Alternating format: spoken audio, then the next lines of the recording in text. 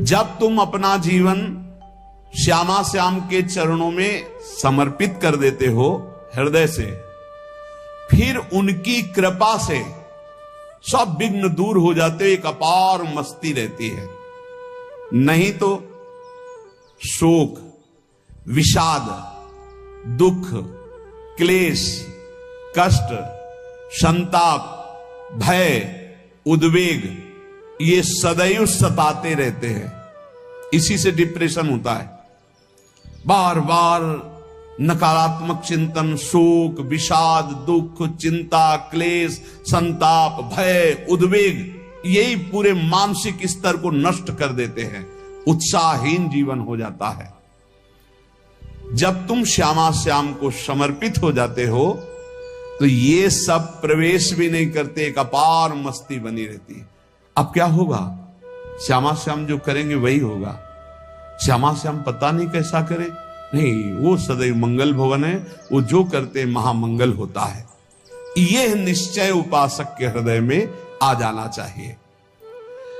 इसलिए अपना सारा मन, सारी बुद्धि, सारा जीवन, प्रत्येक श्वास प्रभु को अर्पण कर दो, फिर देखो तुम निहाल हो जाओगे। दुख, शोक, विषाद, क्लेश, कष्ट, संताप, भय, उद्वेग ये उसी को व्यापते हैं जिसने अपने जीवन को प्रभु के चरणों में अर्पित नहीं किया।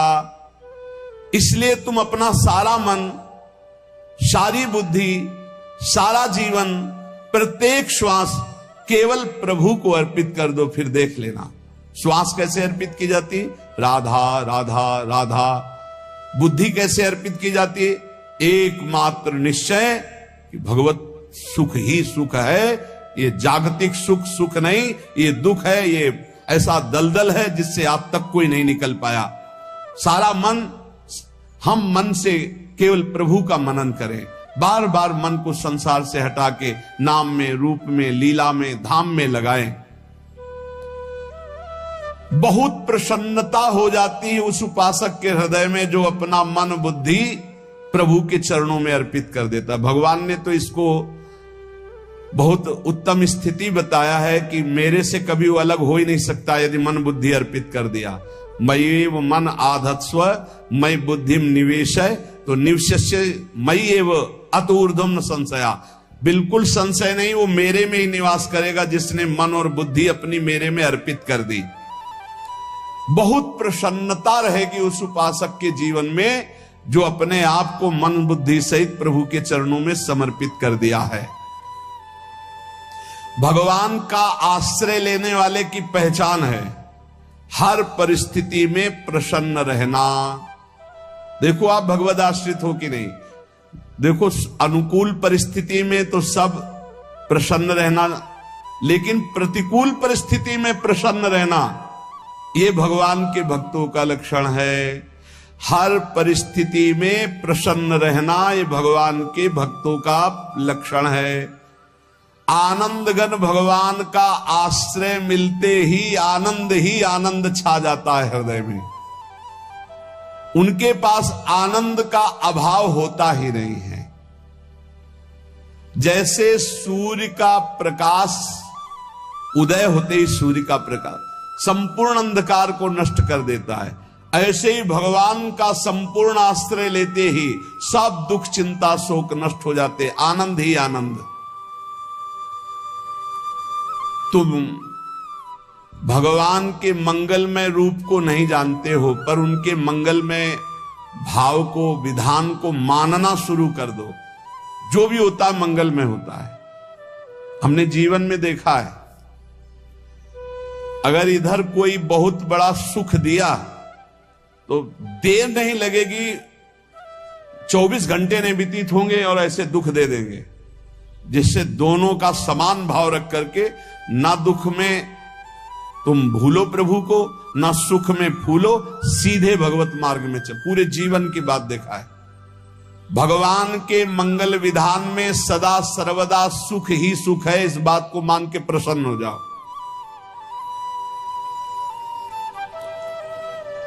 जब भगवान का भजन करने वाले की तन्मयता बढ़ती है भजन में,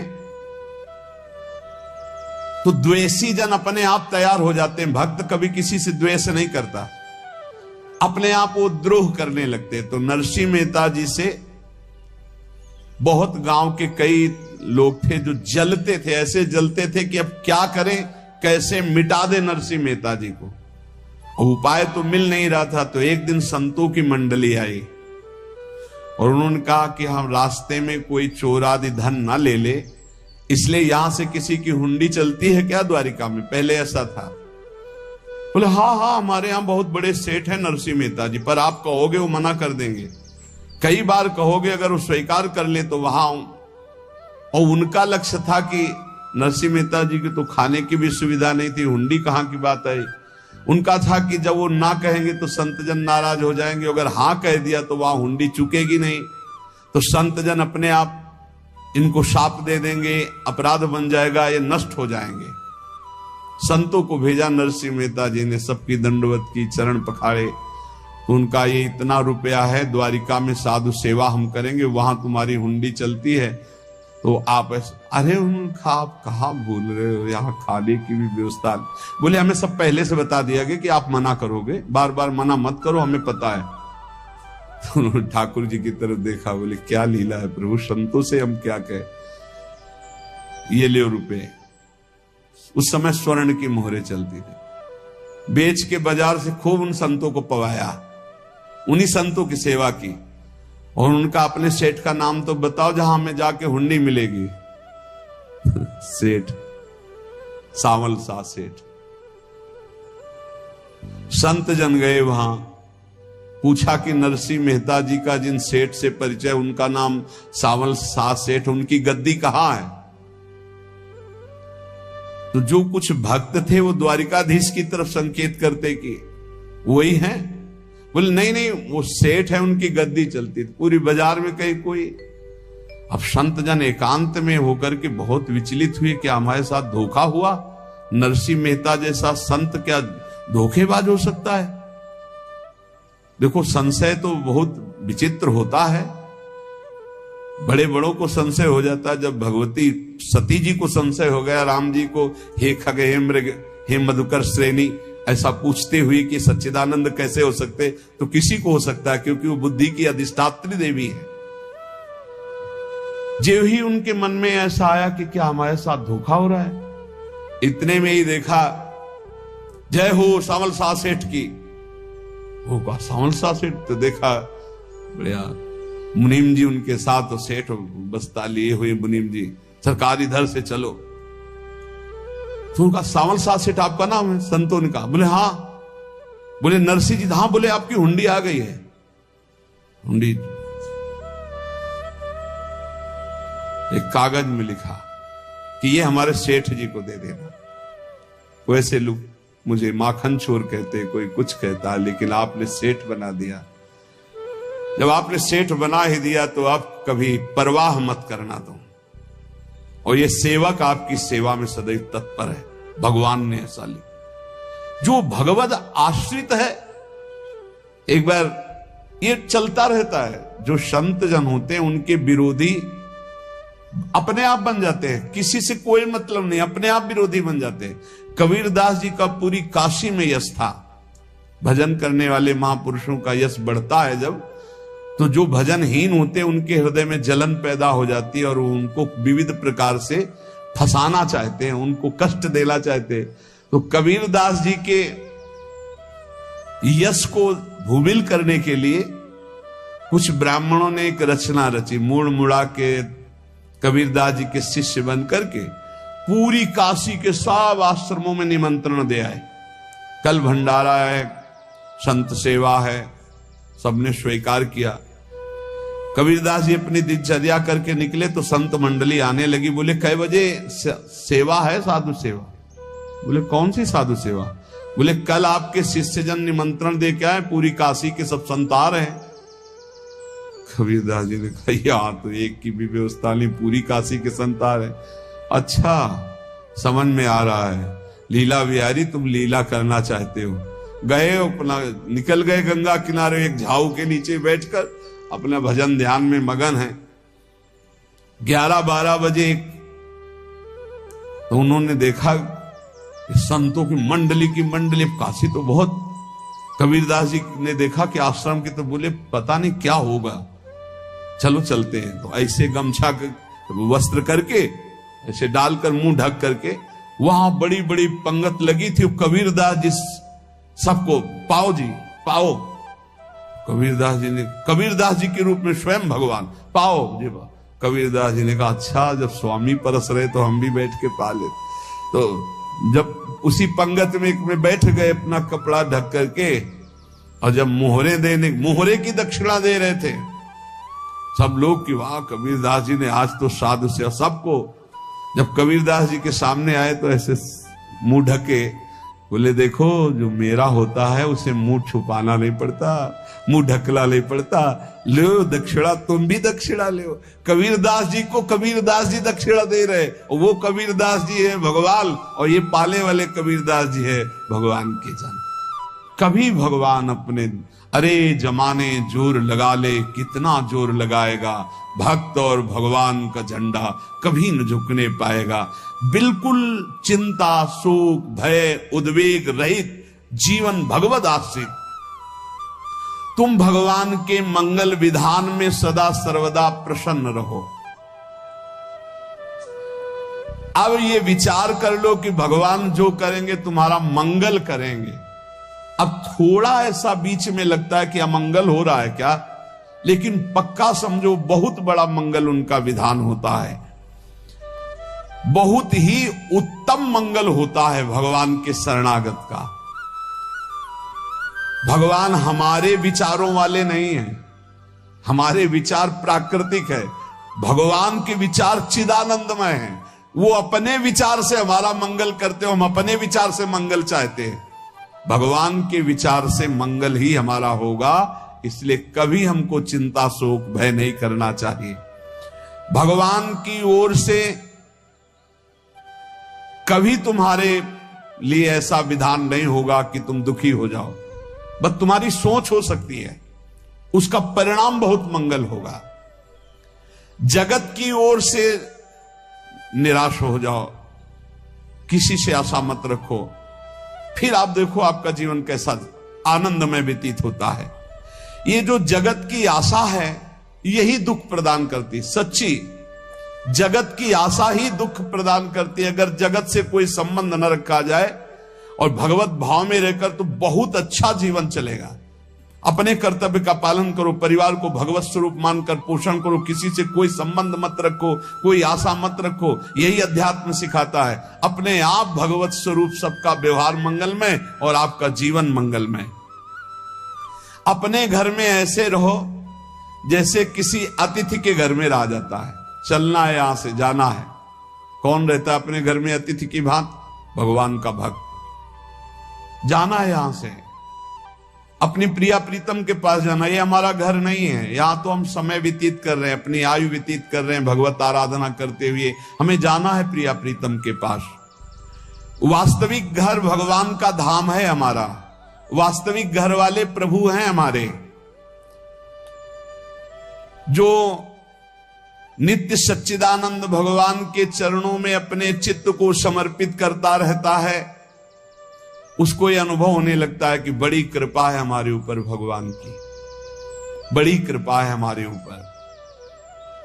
सर्वसमर्थ परम सुहृद भगवान ऐसे भक्त के ऊपर हर समय वरद हस्त रखे रहते हैं।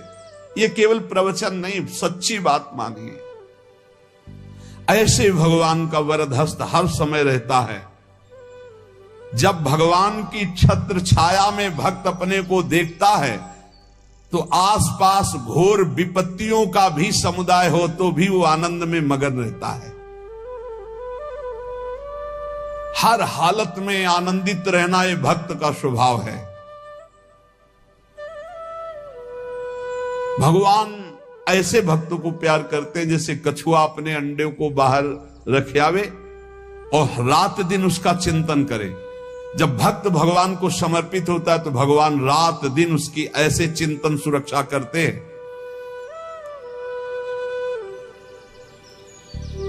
अब है ये दैवी संपदा का पहला गुण है। ये भगवान के शरणागत पर जागृत हो जाता है, वो भयभीत नहीं होता, किसी भी उससे भयभीत नहीं होता। यही डर ही डरप हरिवंश हित, जिनो भ्रमय गुण सलिल पर। इस डर से डरते रहना चाहिए कहीं गुण रूपी पानी में फिसल न जाए, नहीं तो गलती हो सकती है। साधक सावधान रहे। ये अभय दैवी संपदा का सबसे बड़ा गुण है। जो भयहारी भगवान की शरण में आ जाता है तो उसके अंदर ये अभय प्रकट हो जाता है।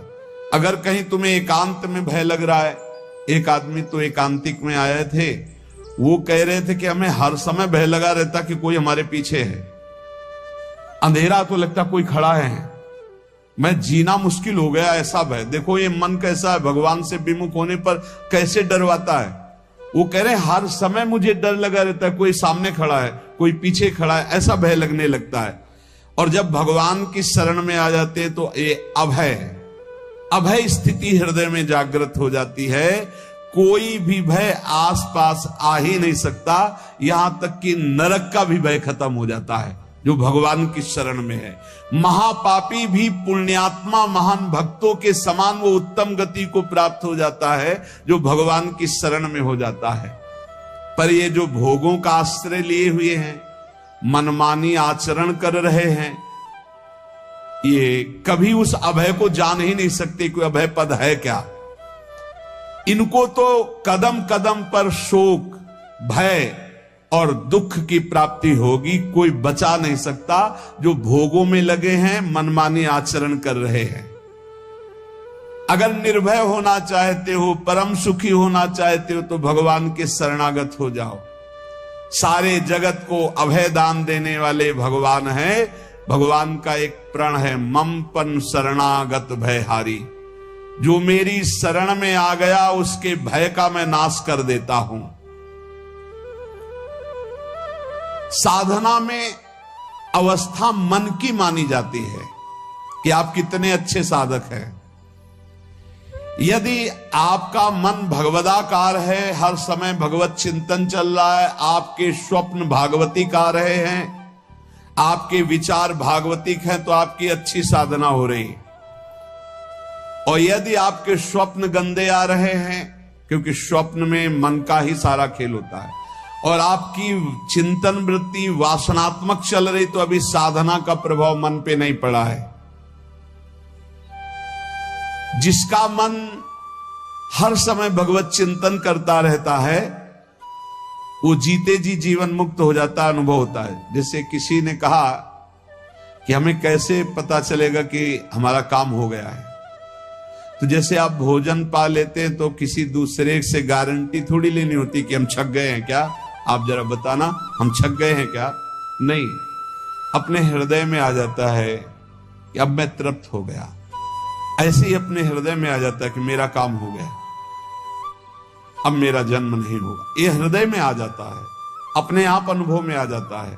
जब स्वरूप बोध होता है तो किसी और से सलाह थोड़ी लेनी होती है, वो अपने आप अनुभव में आ जाता है। हाँ, यदि गुरुदेव का वर्ण नहीं किया है तो फिर आपको किसी न किसी गुरु से प्रमाणित करवाना पड़ेगा।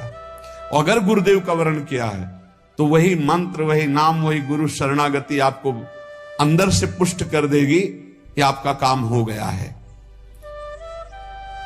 विषय चिंतन करता हुआ मन विषय आसक्ति को प्राप्त होता है। विषय आसक्ति को प्राप्त हुआ मन बार बार जन्म, मरण और नरक को प्राप्त होता है। बस ये विषय चिंतन हटाना ही प्रमुख कर्तव्य साधना का है। बार बार मन को विषयों से हटा करके प्रभु के नाम में लगाओ, प्रभु के रूप में लगाओ, प्रभु की लीला में लगाओ। 3 प्रकार का चिंतन होता है। एक असत चिंतन, जिसे पाप कहते हैं, जिसे अशुभ चिंतन कहते हैं। एक सत चिंतन, जिसे पुण्य कहते हैं, जिसे शुभ चिंतन कहते हैं। और एक भगवत चिंतन। पाप चिंतन, अशुभ चिंतन, पुण्य चिंतन, शुभ चिंतन, ये दोनों संसार में बांधने वाले हैं। संसार से मुक्त नहीं हो सकते शुभ चिंतन करके। पुण्य का प्रताप आपको देवलोक आदि के भोग भुगा सकता है, भगवत प्राप्ति नहीं। लेकिन भगवत चिंतन से आपके शुभ अशुभ दोनों का नाश होकर भगवत प्राप्ति हो जाएगी। अब आप देखो अपने मन में कि अधिक समय आपका भगवत चिंतन होता है, शुभ चिंतन होता है कि पाप चिंतन होता है। प्रारंभ में तो सपोर्ट करने के लिए कहते हैं मन लगे ना लगे आप नाम जप करो, लेकिन जब उसकी कसौटी होती है भक्त की, तब मन ही से होती है। अगर मन आपका पाप चिंतन कर रहा है, अशुभ चिंतन कर रहा है, स्वप्न गंदे आ रहे हैं, अभी आपके ऊपर रंग नहीं चढ़ा भक्ति का, भजन का रंग नहीं चढ़ा। जब शुभ और अशुभ दोनों चिंतन छूट जाए, केवल भगवत चिंतन हो, असत चिंतन अशुभ चिंतन तो साधक का होने न पावे, ऐसे बचावे। क्योंकि जितना अशुभ चिंतन होगा वो आपको भ्रष्ट करेगा, पक्का करेगा। अशुभ चिंतन से तो भयभीत हो जाओ। जहां पाप का चिंतन, गंदी बातों का चिंतन हो, भयभीत हो जाओ, पुकारो प्रभु को, राधा राधा राधा राधा। ये अशुभ चिंतन आपको दुख, विपत्ति, चिंता, शोक में फंसा देगा। और शुभ चिंतन ये कोई खास बात नहीं, ये दुख तो नहीं देगा आपको, पर फंसा ये भी देगा, लोक लोकांतर के सुखों में फंसा देगा। तो ना हमें शुभ चिंतन करना है, ना अशुभ चिंतन करना है, हमें भगवत चिंतन करना है। भगवत चिंतन में ऐसा तेज प्रकट होता है ज्ञान का, जैसे सूर्य के प्रकाश में रस्सी में सांप का जो भ्रम हो जाता है वो नष्ट हो जाता है। जहां सूर्य उदय हुआ दिखाई देता है रस्सी, ऐसे जो भगवान में संसार का भ्रम हो गया है, राग द्वेष मान अपमान निंदा स्तुति, ये ज्ञान में सब नष्ट हो जाता है। तो ये ज्ञान प्रकट होता है भगवत चिंतन से। भगवत चिंतन से अज्ञान अंधकार का नाश होता है और समस्त दैवी संपदा के गुण उसमें जागृत हो जाते हैं। दैवी देव संपदा, देव भगवान को कहते हैं। जहां दैवी गुण आए तहां भगवान का प्रादुर्भाव उसके हृदय में हो जाता है। फिर समझिए, चिंतन तीन प्रकार का होता है, एक पाप चिंतन, एक पुण्य चिंतन, एक भगवत चिंतन। जो भगवत प्राप्ति करना चाहते हैं उनका पाप चिंतन तो होने ना पावे, पुण्य चिंतन भी खास बात नहीं है, इसलिए हर समय भगवत चिंतन हो। भगवत चिंतन से ज्ञान प्रकाशित होता है और जैसे सूर्य के तेज से रस्सी में सांप का भ्रम नष्ट हो जाता है, स्पष्ट दिखाई देती रस्सी, ऐसे जगत जो दिखाई देता है स्पष्ट ज्ञान में दिखाई देता है। ये सर्वम खलमिदम ब्रह्म, ये भगवान है। दैवी कहते हैं देव संपदा को, देव संपदा अर्थात भगवान के भागवतिक गुण। जहां दैवी संपदा आती वहां भगवान प्रकट हो जाते हैं। जहां भगवान प्रकट होते हैं वहां परमानंद की बाढ़ आती है। पर ये ध्यान रखें, गुलाब का फूल कांटों में खिलता है, उसकी सुगंध लेनी, फूल लेना है तो कांटों से बचाकर। ऐसे ही जब आप भगवत चिंतन के लिए चलेंगे तो आपका चिंतन चुराने के लिए माया विविध नाटक करेगी, कांटे फैलाएगी। कोई तुम्हारी निंदा करेगा, कोई अपमान करेगा, कोई उपहास करेगा, तुम्हारी अव्यवस्था हो सकती है, तुम्हारी परिस्थिति बहुत भयावह हो सकती है। इन परिस्थितियों में भी भगवत चिंतन का तार ना टूटने पावे तो आगे गुलाब का फूल है, जिसे कांटे से बचाकर गुलाब का फूल लेते हैं और भगवद अर्पित करके सौरभ का सुख लेते हैं। ऐसे ही भगवान के प्रेमानंद का अनुभव करने के लिए संसार के कांटों से बचना होगा। और खिलेगा यही फूल संसार में ही, मनुष्य देह में, और योनियों में नहीं। भगवत प्राप्ति स्वर्ग में नहीं होगी, इसी मृत्यु लोक में होगी। पहले मन नहीं लगता भगवत चिंतन में, भगवत चिंतन जबरदस्ती करना पड़ता है। भगवत चिंतन जे ही प्रारंभ करोगे ते ही बहुत बाढ़ आ जाएगी पाप चिंतन की। ध्यान दीजिए, बहुत लोग प्रश्न करते रहते हैं कि हम जब भजन में बैठते हैं तो बहुत गंदी बातें आती, मन बड़ा चंचल होता है, भाग जाता है। ऐसा प्रारंभ में जब कोई भगवत चिंतन प्रारंभ करता है तो उसका मन विषयों में भागता है, गंदी बातों में भागता है। अब लोग कहते पहले तो हमारा चिंतन बढ़िया होता था, अब चिंतन नहीं होता, तो कोई सिद्ध पुरुष थोड़ी हो गए। तुम्हें जबरदस्ती चिंतन करना होगा। जगत के प्राणी में जहां मन जाए तो इसमें भी भगवान, पदार्थ में मन जाए तो उसमें भी भगवान, जहां जहां मन जाए वहां वहां भगवान देखो, या मन को हटाकर नाम मंत्र में लगाओ। ऐसे भगवत स्मृति जागृत की जाती, बार बार प्रयास करना होता है। कई लोग ये प्रश्न करते हैं कि हमसे बड़े पाप हो गए तो क्या हमें भगवान की प्राप्ति हो जाएगी? तो यहां कह रहे हैं भगवान किसी के पूर्व जीवन को नहीं देखते हैं, वर्तमान के भजन को देखते हैं। पकड़ो इस बात को।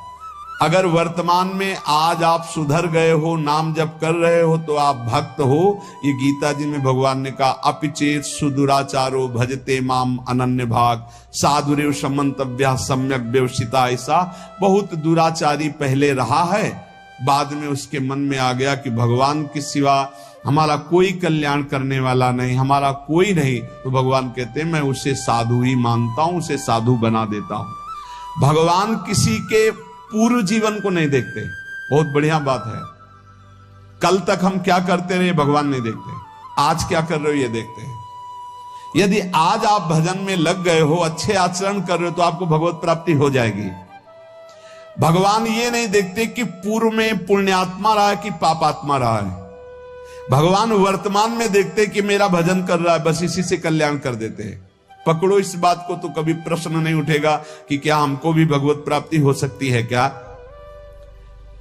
हमारा मन यदि श्री भगवान को चाहने लगे तो श्री भगवान हमारे मन में ही आकर बस जाएंगे। भगवान की रूप माधुरी में मन डूबने लगेगा।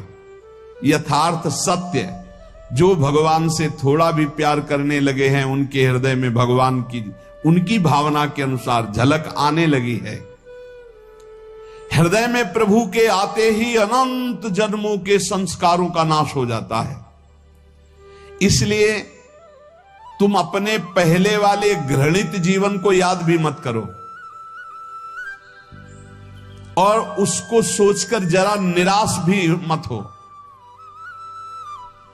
अमावस्या में घोर अंधकार रहता है, पर प्रातः काल में अंधकार नष्ट हो जाता है। ऐसे ही नाम का उच्चारण करते ही तुम्हारे जितने पाप अंधकार हो सब नष्ट हो जाएंगे। तुम चाहो कि एक क्षण भी प्रभु को ना भूलो। अब वर्तमान में ऐसी स्थिति बनाओ।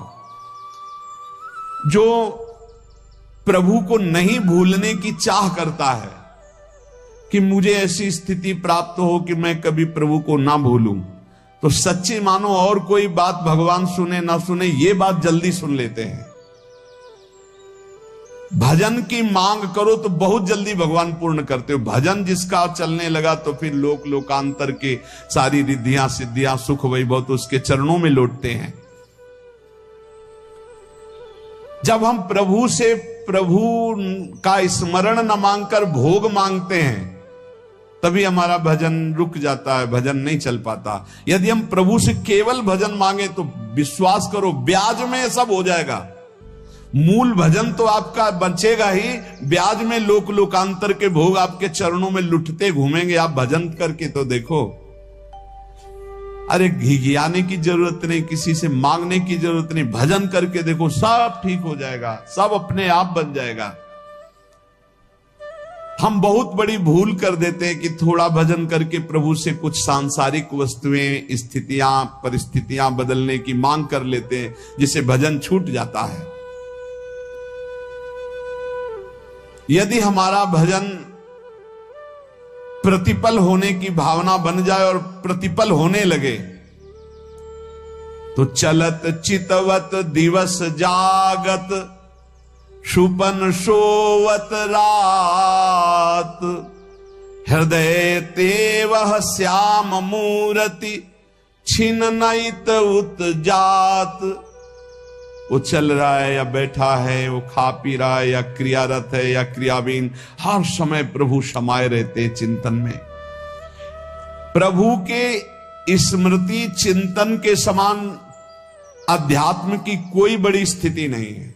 इससे बड़ी कोई स्थिति नहीं। हर समय प्रभु का अखंड चिंतन चल रहा है, परंतु ये उन्हीं को प्राप्त होता है जो प्रभु से और कुछ न मांग करके हट करके प्रभु से यही मांगते हैं कि अपना अखंड स्मरण दीजिए। ध्यान दीजिए, अखंड स्मृति से बढ़कर कोई स्थिति नहीं है। ये हम कई शास्त्रों में, महापुरुषों के वचनों में ये बात पाई है। अखंड स्मृति, हर समय भगवान के चिंतन में डूबा हुआ, इससे बड़ी कोई स्थिति नहीं। पर ये उसी को प्राप्त होती है जो भगवान से कुछ और ना मांग करके यही मांगता है कि अपना भजन दीजिए, हर समय मैं आपके भजन में डूबा रहूं। प्रभु की स्मृति इतनी महान है कि जिन्होंने बैर भाव से प्रभु का स्मरण किया उनको भगवान की प्राप्ति हो गई। जैसे कंस आदि भगवान से बैर ही तो रखते थे, लेकिन भगवान की स्मृति रहती थी। स्मृति ने उनको भगवत प्राप्ति करा दी। स्मृति में महान सुख है, पर वो जब भक्ति रस से युक्त स्मृति होती तब माधुर्य रस, प्रेम रस का अनुभव होता है। कल्याण तो वैर भाव से स्मरण करने वालों को भी प्राप्त हो गया। यदि आप भक्त हो और ये चाहते हो कि आपकी भागवती की स्थिति बहुत जोर की हो, तो हम आपसे प्रार्थना करते हैं कि रोज प्रभु से एक ही बात मांगिए, मुझे अखंड स्मृति दीजिए। अर्जुन जी को पूरी गीता जी सुनने के बाद यही मिला, नष्टो मोहा स्मृति लब्ध्वा। स्मृति, प्रभु आप हम पे ऐसी कृपा कर दो कि हमारे हृदय में किसी और व्यक्ति, वस्तु, स्थान की स्मृति न रह जाए, केवल आपकी स्मृति रह जाए। ये चाह भगवान बहुत जल्दी पूर्ण कर देते हैं यदि उपासक हृदय से ये बात मांगे। भगवान की कृपा से ही ऐसा हो सकता है कि अखंड स्मृति ये कर्म फल से नहीं मिलती है। प्रभु के प्रति निर्भर होकर जो दैन्यता पूर्वक प्रभु से मांगता है और हर समय अभ्यास करता रहता है भगवत स्मरण का, उसको ये स्मृति मिलती है। और स्मृति मिल गई तो इससे बड़ी कोई स्थिति नहीं, हर समय भगवान का स्मरण। प्रभु से मन प्रतिपल नया नया स्वाद लेकर के आसक्त होता रहता है, नवम नवम। प्रभु कभी बासी नहीं होते। जैसे किसी व्यक्ति को देखो तो देखते देखते मन हट जाएगा कि देख लिया, बहुत सुंदर है, ठीक है, लेकिन वो एक दिन मन हट जाएगा। और प्रभु की सुंदरता नवम नवम है, प्रभु के नाम का स्वाद नवम नवम है, प्रभु की लीला का स्वाद नवम नवम है, प्रभु के धाम की शोभा नवम नवम है। जैसे आचार्य महाप्रभु हरिवंश चंद्र जी कहते, नयो नेह नवरंग नयो रस नवल श्याम वृषभानु किशोरी, नौ पीतांबर नवल चूनरी, नई नई बूंदन भींजत गोरी, नौ वृंदावन हरित मनोहर, नौ चातक बोलत मोर मोरी, नौ मुरली जो मल्हार नई गति, सब कुछ नया। तो नवम नवम प्रभु, प्रतिपल नवम नवम प्रभु का रूप, प्रियाजू का नवम नवम, अबहीं और अबहीं और अबहीं और है। तो कहते हैं जब मन निरंतर स्मृति में डूबता है तो जब प्रभु की रूप माधुरी प्रकाशित होती तो ऐसी नवम नवम कि कभी ये नहीं होता कि रूप बासी हो गया। ये वही रूप है जो हमने अभी देखा था, नवम नवम। इसलिए आनंद की उफान आती रहती है उपासक के हृदय में। ऐसी प्रियता, ऐसा आनंद बिना भजन के नहीं अनुभव में आएगा। इसलिए तुम विश्वास करो, तुम्हें बहुत सुंदर सुख मिलने वाला है, आगे अपार सुख मिलने वाला है। ये थोड़ा दुख का समय काट लो, जब तक जीवन है ये दुख सुख की लहर आती रहेगी, आप इसको सह जाओ, आगे बहुत आनंद है। विश्वास मान लीजिए, बहुत आनंद है। जो ये विश्वास कर लेता है वो प्रभु के मार्ग में चलकर प्रभु को प्राप्त कर लेता है। नहीं तो इतने रोड़े हैं कि आप ऊब जाओगे, बहुत रोड़े हैं। जो प्रभु के मार्ग में चलता है तो माया के बहुत से पार्षद अपना प्रभुत्व दिखाने उनके पास आते हैं। महिमा अपनी दिखाने। पर वो किसी वस्तु, स्थिति, अवस्था, प्राणी, पदार्थ का प्रभाव स्वीकार ही नहीं करता, क्योंकि भगवत स्मृति परायण है, भगवान की कृपा पर विश्वास है, इसलिए उसको कोई फंसा नहीं पाता। वो नित्य निरंतर प्रभु से घुला मिला रहने के कारण उसकी मस्ती में कोई फर्क नहीं पड़ता। माया का प्रभुत्व रखने वाले उसे फंसाने की चेष्टा करते हैं, पर उस पर किसी का असर नहीं होता। वो कहीं लिप्त नहीं होता, वो कहीं दुखी सुखी नहीं होता, वो हर समय प्रसन्न रहता है। तुम देखो, हर समय प्रसन्न रहते हो? यदि नहीं तो तुम किसी व्यक्ति वस्तु का आश्रय लिए हुए हो, प्रभु का नहीं। अगर हां, तो हर समय प्रभु का स्मरण चलना चाहिए, हर समय प्रभु के आश्रित हो, फिर देखना ये आनंद, ये प्रसन्नता क्या रूप रखती है। बड़े बड़े मस्त संतों को देखा, मस्त, ऐसे उन्माद में मस्त है। उस सुख के लिए ललचाओ, कब तक जन्मते मरते रहोगे, कब तक बार बार दुख भोगते रहोगे, कब? बड़ा प्रपंच है ये। भगवान का स्मरण परम पुण्यात्मा पुरुष का हृदय माना जाता है। बहुत पवित्र हृदय, बड़ा पुण्यात्मा हृदय, जिसमें भगवान का स्मरण। भगवान का विस्मरण पापात्मा पुरुष, भयानक विपत्ति, दुर्भाग्य आते हो। सुदृढ़ निश्चय करो, अब हम भगवान के स्मरण में अपना समय व्यतीत करेंगे।